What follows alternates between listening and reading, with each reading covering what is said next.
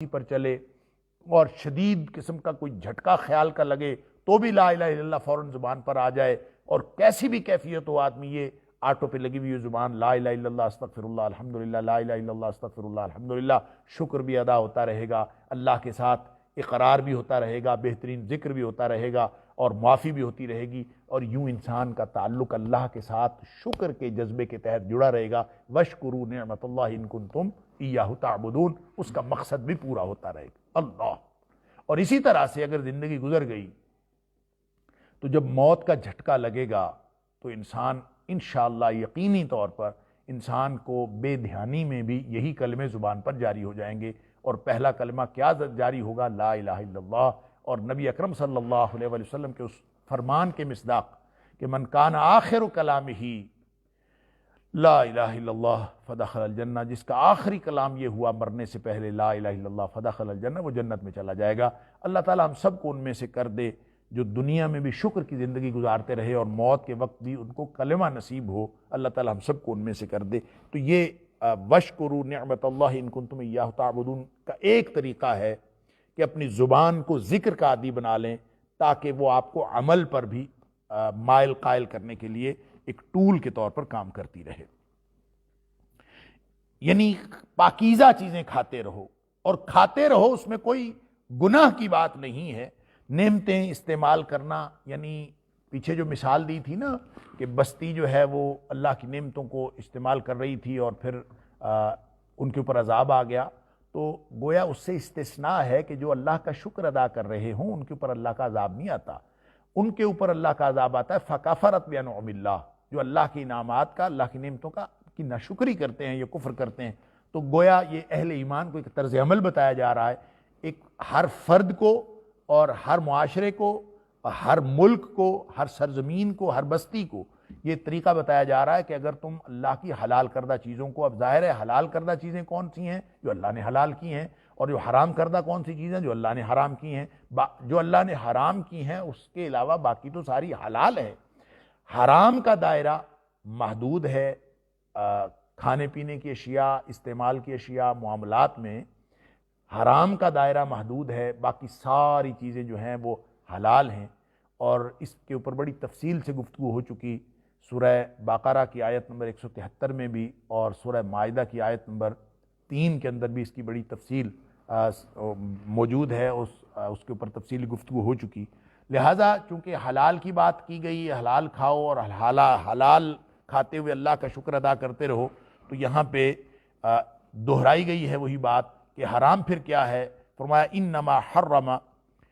علیکم المیتۃ والدم ولحم الخنزیر وما اہل لغیر اللہ بہ، کہ جو حرام کیا ہے وہ تو اس کے علاوہ اور کچھ نہیں ہے۔ میتہ حرام ہے، مردار ہر قسم کا حرام ہے، والدم اور خون ہر قسم کا حرام ہے، ولحم الخنزیر اور خنزیر کا گوشت حرام ہے، وما اہل لغیر اللہ بہ، اور ہر وہ چیز حرام ہے جو غیر اللہ کے نام پر کی جائے یا جس پر غیر اللہ کا نام لیا جائے، یعنی غیر اللہ کے تقرب کے لیے آپ اس کے نام کر دیں۔ فمن اضطر غیر باغ ولا عاد، اور پس کوئی مجبور ہو جائے غیر باغی نہ ہو، ولا عاد، اور نہ ہی حد سے بڑھنے کا جذبہ رکھتا ہو، فإن اللہ غفور رحیم، پس بے شک اللہ تعالیٰ مغفرت کرنے والا اور رحم کرنے والا ہے، بہت زیادہ بخشش کرنے والا اور ہمیشہ رحم کرنے والا ہے۔ گویا یہاں پہ یہ وہی اصول جو سورہ بقرہ کی آیت نمبر 173 میں آیا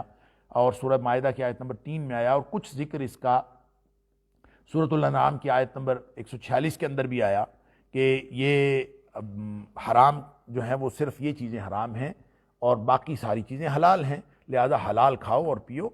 اور ان کے اندر بھی تفصیل جو ہے حرام کی، اس کی یعنی نبی اکرم صلی اللہ علیہ وسلم نے کیا کیا تشریحات کی ہیں اس کے اوپر گفتگو سورۃ المائدہ کی آیت نمبر 3 کے ضمن میں ہو چکی، اس لیے یہاں پہ تفصیل بیان کرنے کی دوبارہ ضرورت نہیں ہے۔ وَلَا تَقُولُوا لِمَا تَصِفُ أَلْسِنَتُكُمُ الْكَذِبَ، اور نہ کہو، خود سے نہ کہو، لا تقولوا، نہ کہو، لما تصف السنتکم، جو تمہاری زبانیں بیان کرتی ہیں ان سے، الکذب، جھوٹ نہ کہو۔ کیا مطلب؟ کہ جب تم کبھی کوئی بھی بات کرتے ہو یا کوئی بھی حکم لگاتے ہو حلال اور حرام کا، تو حرام اور حلال کرنا اللہ کا کام ہے، ان اللہ یحکم ما یرید، سورہ مائدہ کی آیت نمبر 1 میں اللہ نے فرمایا کہ یہ حکم دینا کہ کون سی چیز حلال ہے کون سی چیز حرام ہے یہ اللہ کا کام ہے، کوئی دوسرا شخص اپنی مرضی سے حلال اور حرام نہیں کر سکتا۔ لہٰذا جو اللہ نے حلال کیا ہے اس کو کھاؤ پیو، اور جو اللہ نے حرام کیا ہے اس کی طرف نہ جاؤ، اور خود سے حلال اور حرام کی تعیین کرنے کی کوشش نہ کرو۔ وَلَا تَقُولُوا لِمَا تَصِفُ أَلْسِنَتُكُمُ الْكَذِبَ، اپنی زبانوں کو، جو زبانیں تمہاری جو کچھ بیان کرتی ہیں اس سے یہ نہ کہو الکذب، جھوٹ نہ کہو۔ کیا جھوٹ؟ ہذا حلال و ہذا حرام، کسی چیز کو حلال ٹھہراتے جاؤ، اپنی مرضی سے کسی چیز کو حرام ٹھہراتے جاؤ، یہ اللہ کا کام ہے۔ اللہ اپنی مرضی سے حلال اور حرام کرتا ہے۔ نبی اکرم صلی اللہ علیہ وسلم فرمایا ما احل اللہ فی کتابی فہو حلال وما حرم اللہ فی کتابی فہو حرام، جو چیز اللہ نے اپنی کتاب میں حلال کر دی وہ حلال ہے، جو اللہ نے اپنی چیز میں حرام کر دی وہ حرام ہے۔ لہذا اپنی مرضی سے حلال حرام کے فتوے جاری نہ کرو۔ لتفتروا علی اللہ الکذب، ظاہر ہے جب تم اپنی مرضی سے حلال حرام کے فتوے جاری کرو گے تو یہ تو اللہ پر جھوٹ باندھنے کے مترادف ہوگا۔ لتفتروا، تاکہ تم باندھو، علی اللہ، اللہ پر، الکذب، جھوٹ باندھو۔ اللہ اکبر، یعنی جو شخص بھی حلال حرام کا فتویٰ اپنی مرضی سے لگائے گا وہ اس کے مترادف ہے کہ گویا اس نے اللہ پر جھوٹ باندھا۔ نبی اکرم صلی اللہ علیہ وآلہ وسلم کو اللہ نے یہ اتھارٹی دی ہے کہ آپ جو حلال ٹھہرا دیں وہ حلال ہو جاتا ہے، اور آپ جس چیز کو حرام ٹھہرا دیں وہ حرام ہو جاتا ہے۔ وہ بھی ایسے ہی ہے جیسے اللہ نے حلال اور حرام ٹھہرایا۔ کیوں؟ یہ اتھارٹی، یہ اختیار اللہ نے اپنے نبی کریم صلی اللہ علیہ وسلم کو دیا ہے۔ سورہ اعراف کی آیت نمبر 157 کے اندر وَيُحِلُّ لَهُمُ الطَّيِّبَاتِ وَيُحَرِّمُ عَلَيْهِمُ الْخَبَائِثَ، کہ نبی کی اتھارٹی، نبی کا کام، اس کا ایک استحقاق یہ بھی ہے کہ نبی کریم صلی اللہ علیہ وسلم کا یہ اختیار ہے کہ وہ طیبات کو حلال ٹھہرائیں ان کے لیے، اور ان کے لیے جو خبیث چیزیں ہیں، ناپاک چیزیں، ان کو حرام ٹھہرائیں۔ گویا نبی کریم صلی اللہ علیہ وسلم کا ٹھہرایا ہوا حلال حلال ہوتا ہے اور آپ کا ٹھہرایا ہوا حرام حرام ہوتا ہے۔ یہ اتھارٹی نبی کریم صلی اللہ علیہ وسلم کو اللہ کی طرف سے ملی ہے، اور کسی کو نہیں ملی۔ لہٰذا اور کوئی اگر کسی کا کوئی بڑا کوئی چھوٹا کوئی حلال حرام کا فتویٰ لگائے تو وہ نہیں لگا سکتا جب تک اللہ اور اس کے رسول صلی اللہ علیہ وسلم سے کوئی چیز حلال اور حرام کے بارے میں ثابت نہ ہو۔ لہٰذا تفصیلات آپ دیکھ لیجئے سورۃ المائدہ کی آیت نمبر 3 کے ضمن میں، لیکن جو بات ایک صرف اصول کے طور پر یہاں میں دہرا دیتا ہوں کہ اللہ نے جو حلال اور حرام کا اصول بنایا ہے اس میں عبادات کے لیے حلت اور حرمت کا اصول اور ہے، اور معاملات و اشیاء کے لیے حلت اور حرمت کا اصول اور ہے۔ عبادات کے لیے اصول یہ ہے کہ ہر چیز حرام ہے جب تک اس کے کرنے کا حکم نہ آ جائے کتاب و سنت میں، اور معاملات و اشیاء میں اصول یہ ہے کہ ہر چیز حلال ہے جب تک اس کی حرمت کا کوئی حکم کتاب و سنت میں نہ آ جائے۔ لہٰذا آپ جب کوئی کسی بھی چیز، احلت لکم بہیمۃ الانعام الا ما یتلی علیکم، سورۃ المائدہ کے اندر ہم پڑھ آئے ہیں کہ تمام کے تمام چوپائے حلال ہیں سوائے اس کے کہ جو جن کے نام پڑھ کے سنا دیے جائیں کہ یہ حرام ہے۔ خیر، تو اصول یہ ہے کہ حلت و حرمت میں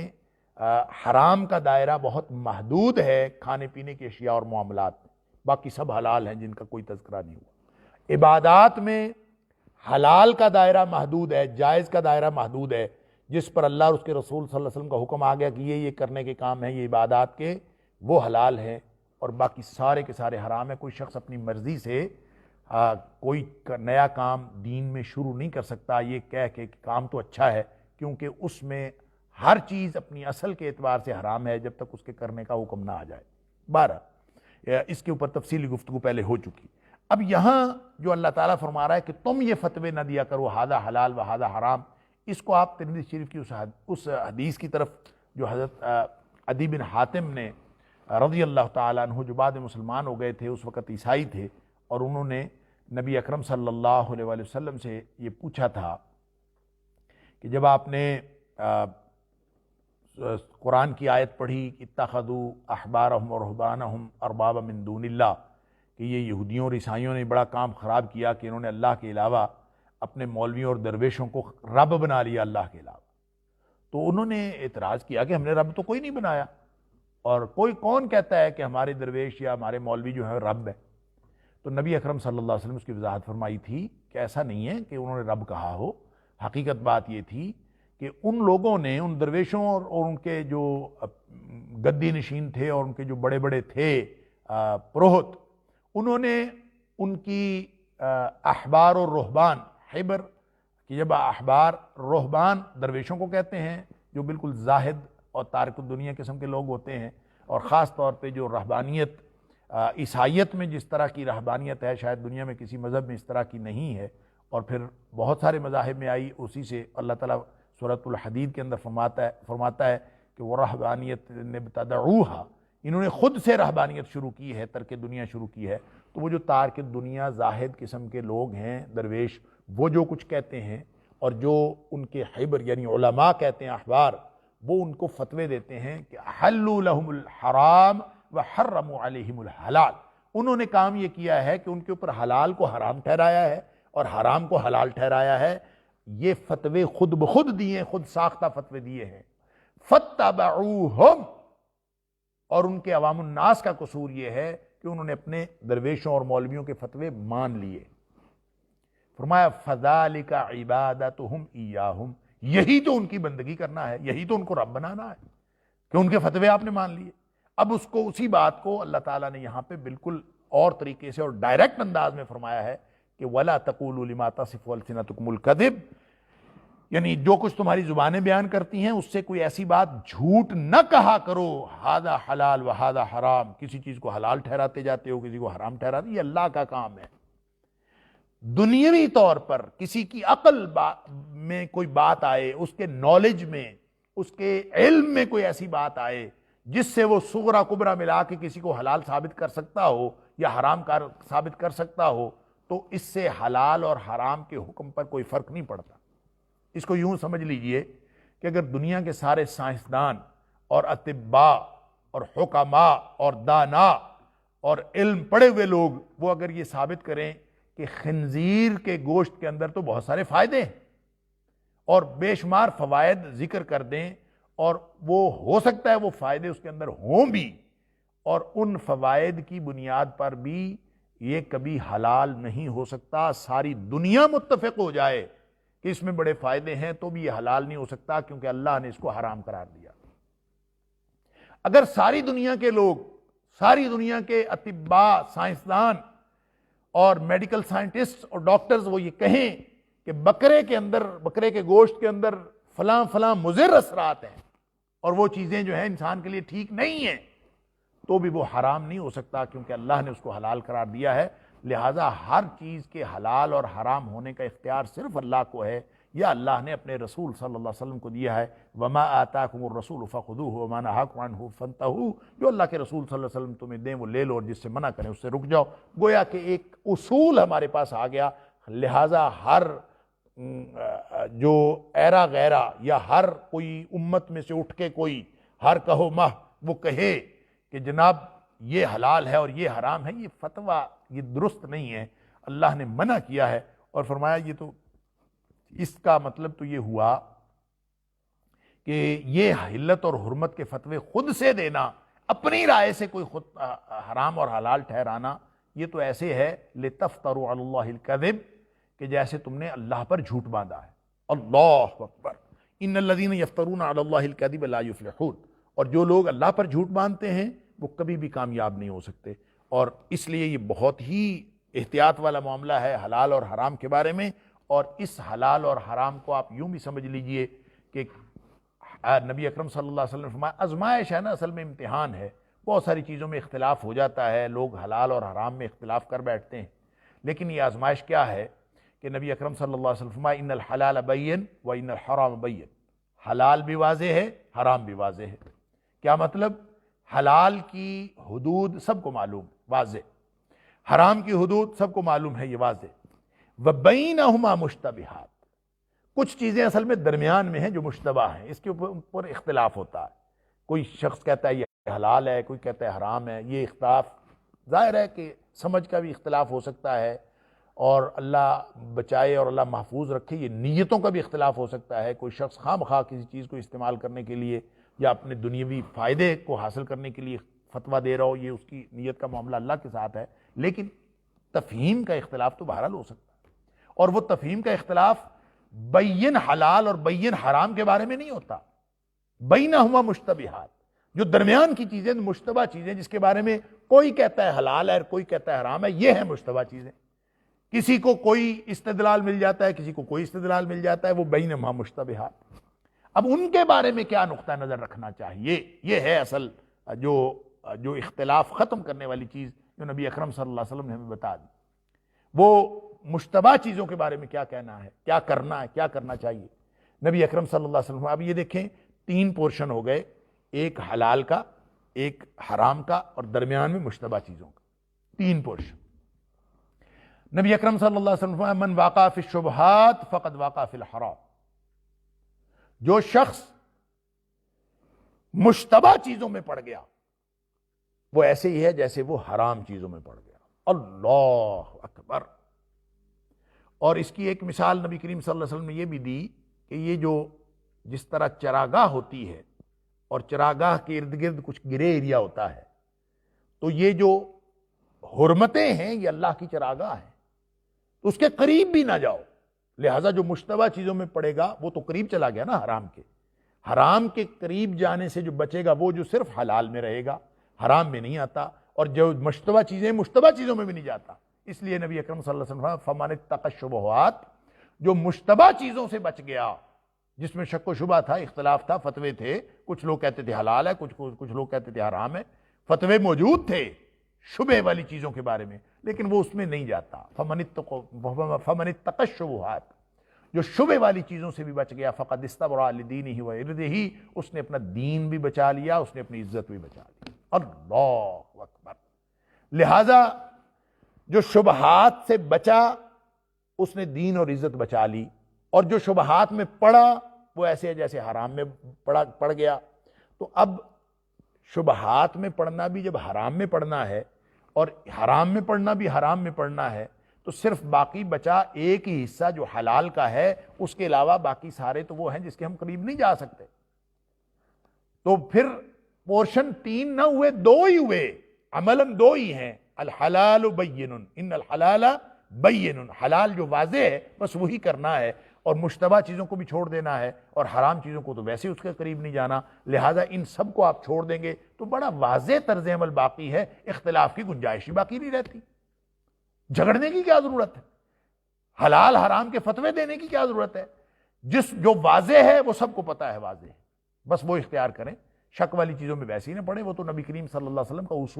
عمومی اصول بھی ہے، دع ما یریبک الی ما لا یریبک، کہ جو چیز شک میں مبتلا کرتی ہے اس کو چھوڑ دو، اور جو شک میں مبتلا نہیں کرتی صرف اس کو اختیار کرو. تو یہ جو آج کے دور میں خاص طور پر بڑے فتنے پھیلے ہوئے ہیں، اور سوشل میڈیا نے تو انتہا کر دی ہے کہ فتوے جو ہیں وہ دن رات 1000 قسم کے فتوے ایک ہی چیز کے بارے میں موجود ہوتے ہیں، اور آپ کو بڑے بڑے نام ملتے ہیں جو کسی چیز کو حلال قرار دے رہے ہوتے ہیں، بڑے بڑے نام ملتے ہیں جو کسی چیز کو حرام قرار دے رہے ہوتے ہیں. اور عام آدمی پریشان ہو جاتا ہے کہ میں کس کو حلال سمجھوں اور کس کو حرام سمجھوں. سادہ سا اصول نبی اکرم صلی اللہ علیہ وسلم نے، رحمت للعالمین صلی اللہ علیہ وسلم نے ہمیں دے دیا کہ دیکھیں بھئی، جس میں یہ جھگڑ رہے ہیں، جس میں یہ شبہ ہو رہا ہے، جس میں یہ شک ہو رہا ہے، جس میں یہ اختلاف ہو رہا ہے، یہ مشتبہ چیزیں ہیں. جب یہ مشتبہ ہیں تو ان سے بچ جاؤ. سادہ سا اصول ہے. حلال ہوگا لوگوں کے ذہن میں، ہو سکتا ہے کہ حقیقتاً ان کا جن کا فتویٰ حلال کا ہے وہی صحیح ہو سکتا ہے ان کا فتویٰ جن کا حرام کا ہے وہ صحیح ہو. تو ہمیں اس سے غرض ہی نہیں ہے. ایک بات تو ثابت ہو گئی، جس میں لوگ مختلف ہی ہو رہے ہیں وہ شک شبے والی چیز تو ہے، مشتبہ چیز تو ہے. کبھی کسی نے خنزیر کے بارے میں تو نہیں، کبھی کسی عالم نے یا کسی بھی طالب علم نے کبھی یہ جھگڑا تو نہیں کیا، کوئی استدلالات تو نہیں کہ خنزیر کا گوشت حلال ہے کہ حرام ہے، کبھی نہیں ہوا. ظاہر ہے جو واضح ہے اس پر تو کوئی جھگڑا نہیں کرتا. جو جھگڑا ہوتا ہے، جو اختلاف ہوتا ہے، وہ تو مشتبہ چیزوں میں ہوتا ہے. لہٰذا مشتبہ چیزوں میں عوام الناس کے لیے، میرے جیسے طالب علم کے لیے اور آپ جیسے وہ تمام لوگ جو نبی اکرم صلی اللہ علیہ وسلم کی سیرت کے قریب رہنا چاہتے ہیں اور درست طرز عمل اختیار کرنا چاہتے ہیں، ہم سب کا ایک ہی طرز عمل ہونا چاہیے کہ جس بات میں اختلاف ہے، مشتبہ چیزیں ہیں، اس سے بچ جاؤ. بس جو واضح حلال ہے، واضح حرام ہے، حرام سے تو بچنا ہی بچنا ہے. حلال اختیار کرنا ہے، اور مشتبہ چیزوں کو بھی آپ حرام میں شامل کر دیں کہ بھئی ہم نے ان کے قریب نہیں جانا، مشتبہ تو ہے، حلال ہو بھی تو بھی مشتبہ ہے، لہٰذا ہم نہیں اس کی طرف جاتے، صرف حلال جو واضح حلال ہے اس کی طرف رہیں۔ تو یہ ہے ایک درست طرز عمل جو نبی اکرم صلی اللہ علیہ وسلم نے فرمایا۔ باقی رہے فتوے تو وہ تو لوگ دیتے رہتے ہیں، فرمایا ایسے فتوے نہ دیا کرو، لا تقولوا ولا تقولوا لما تصف السنتکم الکذب، جھوٹ جو زبانیں بیان کرتی ہیں یہ جھوٹ ہے جب کوئی شخص کہتا ہے ھذا حلال و ھذا حرام، یہ نہ کہا کرو لتفتروا علی اللہ الکذب، کہ اللہ پر تم جھوٹ باندھو، ان الذین یفترون علی اللہ الکذب، جو جان بوجھ کر اللہ پر جھوٹ باندھتے ہیں، لا یفلحون۔ اب دیکھیں کوئی شخص اگر تفہیم کی غلطی کی وجہ سے یا کم فہمی کی وجہ سے یا کج فہمی کی وجہ سے، کوتاہ فکری کی وجہ سے کوئی بات غلط کہہ بیٹھا ہے اور اپنی اصلاح کا امکان بھی باقی رکھتا ہے، اپنی رائے کے اوپر اصرار بھی نہیں کرتا، تو انشاءاللہ وہ غلط بات کہہ بھی بیٹھا ہو تو اس کے اوپر کوئی حرج نہیں۔ لیکن اگر کوئی شخص جان بوجھ کے ایک پوری دیدہ دلیری کے ساتھ اور جانتے بوجھتے ہوئے کسی حرام کو حلال ٹھہراتا ہے یا حلال کو حرام ٹھہراتا ہے، تو فرمایا کہ وہ تو جھوٹ باندھتے ہیں اللہ پر، ان الذین یفترون علی اللہ الکذب، اور جو اللہ پر اس طرح جھوٹ باندھیں لا یفلحون، وہ کبھی کامیاب نہیں ہو سکتے۔ دنیا میں ہو سکتا ہے کہ ان کو تھوڑا بہت فائدہ مل جائے، متاع قلیل، دنیا میں فائدہ ہو سکتا ہے ان کا، ان کی ہو سکتا ہے شہرت بھی ہو جائے اس وجہ سے کہ انہوں نے بڑی چیزیں جائز قرار دے دی ہیں۔ اچھا، لوگ آج کل مقبولیت کو سامنے رکھ کے بھی فتوے دیتے ہیں کہ جناب اس میں فائدہ ہے لوگوں کا، یہ بات فتویٰ دے دیں۔ اب لوگ جو ہیں ظاہر ہے سہولت والا فتویٰ، اس پر تو لوگ بڑے خوش ہوتے ہیں، جو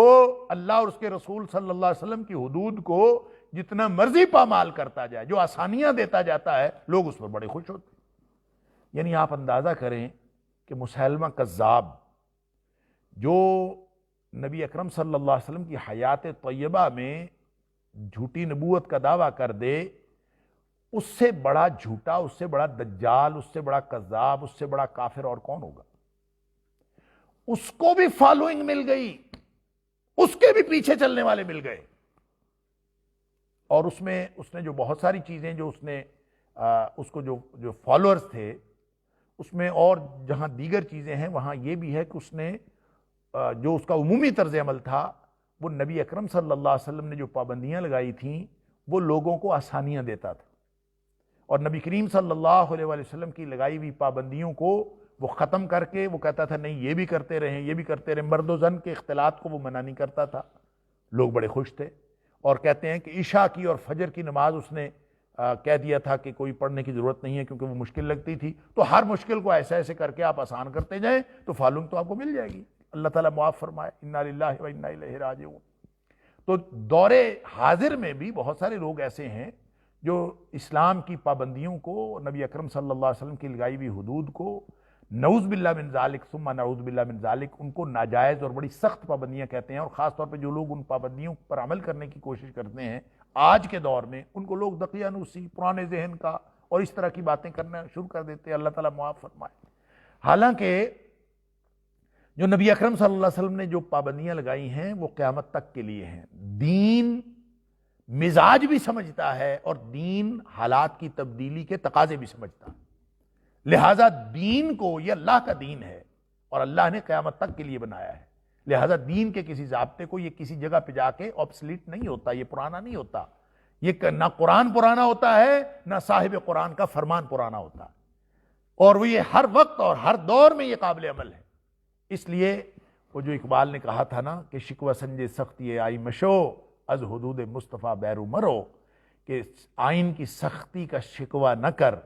اور نبی اکرم صلی اللہ علیہ وسلم کی لگائی ہوئی حدود سے باہر نکلنے کی کوشش نہ کر، وگرنہ تو پھر اس کا کوئی حل ہی نہیں ہے۔ لوگ جو باہر نکلنے کی کوشش کرتے ہیں وہ کیا کرتے ہیں؟ متاع قلیل، وہ تھوڑے سے فائدے کے لیے کر دیتے ہیں، اپنا ذرا سا فائدہ دیکھا تو وہ فائدہ حاصل کرنے کے لیے لوگ کرتے ہیں، ہو سکتا ہے ان کو فائدہ مل بھی جائے، اور وہ جو فائدہ لے رہے ہیں، قرآن کہتا ہے متاع قلیل، جھوٹ بول کے، اللہ کے اوپر غلط فتویٰ لگا کے، اللہ کے حلال کردہ چیز کو حرام قرار دے کے، اللہ کی حرام کردہ چیز کو حلال قرار دے کے، اگر تو کوئی دنیاوی فائدہ ملحوظ خاطر ہے تو اس سے بڑا گھاٹے کا سودا اور کوئی نہیں ہو سکتا۔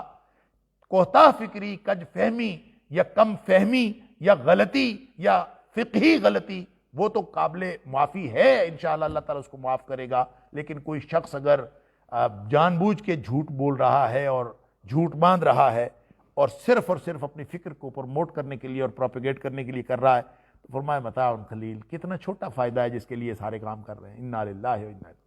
متاع قلیل اس اعتبار سے بھی قلیل ہے کہ آخرت کے مقابلے میں بہت تھوڑا ہے، اور اس اعتبار سے بھی بہت قلیل ہے کہ موت سے پہلے بہت تھوڑا وقت ہے، پھر ایک لمبی زندگی ہے۔ اصل فائدہ وہاں کا ہے، آخرت کا۔ متاع قلیل، جو دنیا میں چھوٹا موٹا فائدہ اٹھا بھی لے، وَلَهُمْ عَذَابٌ علیم، آخرت میں ان کے لیے دردناک عذاب ہے، اللہ تعالیٰ معاف فرمائے۔ تو دنیا میں کوئی شخص اگر اپنی کج فکری کے نتیجے میں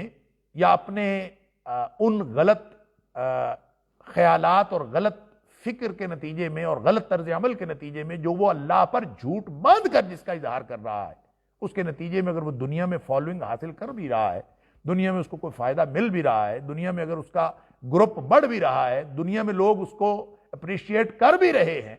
تو بہت چھوٹا فائدہ ہے، متاع قلیل۔ یا اس کو کوئی دنیاوی فائدہ، کوئی مادی فائدے کے حصول کے لیے اس نے کر لیا ہے، تو یہ تھوڑی سی بات ہے۔ وَلَهُمْ عَذَابٌ علیم، آخرت میں ان کے لیے دردناک عذاب ہے، اللہ تعالیٰ معاف فرمائے۔ وَعَلَى الَّذِينَ هَادُوا حَرَّمْنَا مَا قَصَصْنَا عَلَيْكَ مِنْ قَبْلُ وَمَا ظَلَمْنَاهُمْ وَلَكِنْ كَانُوا أَنفُسَهُمْ يَظْلِمُونَ۔ یہ حلال حرام جو ہے یہ بھی اللہ کا چونکہ استحقاق ہے اور اللہ کی اتھارٹی ہے، اللہ کا اختیار ہے، لہذا فرمایا یہ جو یہودیوں پر بھی جو حرام ہوا ہے، جو اللہ نے حرام کیا ہے، یہ ان کے کرتوتوں کے سبب حرام ہوا ہے۔ وَعَلَى الَّذِينَ هَادُوا، جو لوگ یہودی ہوئے، حرمنا، ہم نے حرام کر دیا تھا، ما قصصنا علیک، جو اے حبیب صلی اللہ علیہ وسلم ہم نے آپ کے اوپر بیان کر دیا ہے، من قبل، اس سے پہلے۔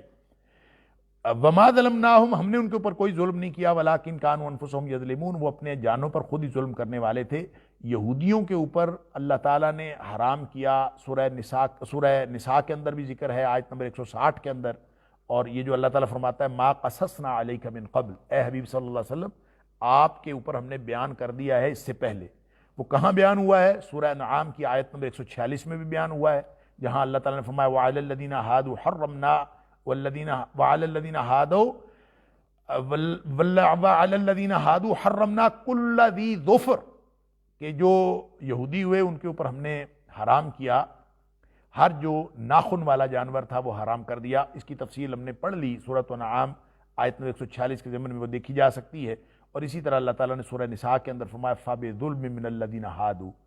یہودیوں کے ظلم کی وجہ سے حرمنا علیہم طیبات احلت لہم، ان کے اوپر وہ چیزیں بھی، وہ حلال چیزیں بھی حرام کر دی گئیں جو ان کے لیے پہلے حلال تھیں۔ احلت لہم، جو چیزیں حلال تھیں، طیبات تھیں، وہ بھی ان کے اوپر حرام ہو گئیں۔ تو جو چیزیں آہستہ آہستہ ان کا حرام کا دائرہ وسیع ہوتا گیا، اس کی وجہ ان کے اپنے کرتوت تھے، لہذا فرمایا کہ عمومی طور پر حلال اور حرام کے جو اصول ہیں اللہ کے، وہ فکسڈ ہیں اور ہمیشہ تک کے لیے ہیں، اور اللہ تعالیٰ جب بندوں کو دیکھتا ہے کہ بندے اللہ کی حلال کردہ حدود اور حرام کردہ حدود کا خیال نہیں رکھتے، تو اس کے اندر بطور سزا اضافہ بھی ہو جاتا ہے، جیسا کہ یہودیوں کے اندر ہوا۔ اس لیے فرمایا کہ یہ حوالہ ہے وَعَلَى الَّذِينَ هَادُوا، جو لوگ یہودی ہوئے ان کے اوپر حرمنا، ہم نے حرام کر دیا تھا، ما قصصنا علیک من قبل، جو ہم نے اے حبیب صلی اللہ علیہ وسلم آپ کے اوپر اس سے پہلے بیان کر دیا ہے۔ وما ظلمناہم، ہم نے ظلم نہیں کیا ان کے اوپر، ولکن کانوا انفسہم یظلمون، وہ اپنے آپ پر ظلم کرنے والے تھے، کیونکہ انہوں نے اللہ کے احکام کی پابندی نہیں کی تھی، اور اس وجہ سے ان کے کرتوتوں کی وجہ سے ان کے اوپر بہت ساری حلال چیزیں بھی حرام ہو گئی۔ وگرنہ اللہ نے جو حلال اور حرام ٹھہرایا ہے اس کے بارے میں اپنی زبانیں بند رکھو، چونچے بند رکھو، خام خواہ زبانیں کھولنے کی ضرورت نہیں ہے، اور اللہ اور اس کے رسول صلی اللہ علیہ وسلم کی لگائی ہوئی حدود حلال اور حرام کی ان کی پابندی کرنے کی ضرورت ہے۔ اللہ تعالیٰ مجھے اور آپ کو اس بارے میں درست طرز عمل کی توفیق عطا فرمائے۔ اللہ تعالیٰ ہم سب کو قرآن سمجھنے اور اس پر عمل کی توفیق عطا فرمائے، پوری زندگی نبی اکرم صلی اللہ علیہ وآلہ وسلم کے اسوہ کے مطابق گزارنے کی توفیق عطا فرمائے۔ وآخر دعوانا ان الحمدللہ رب العالمین۔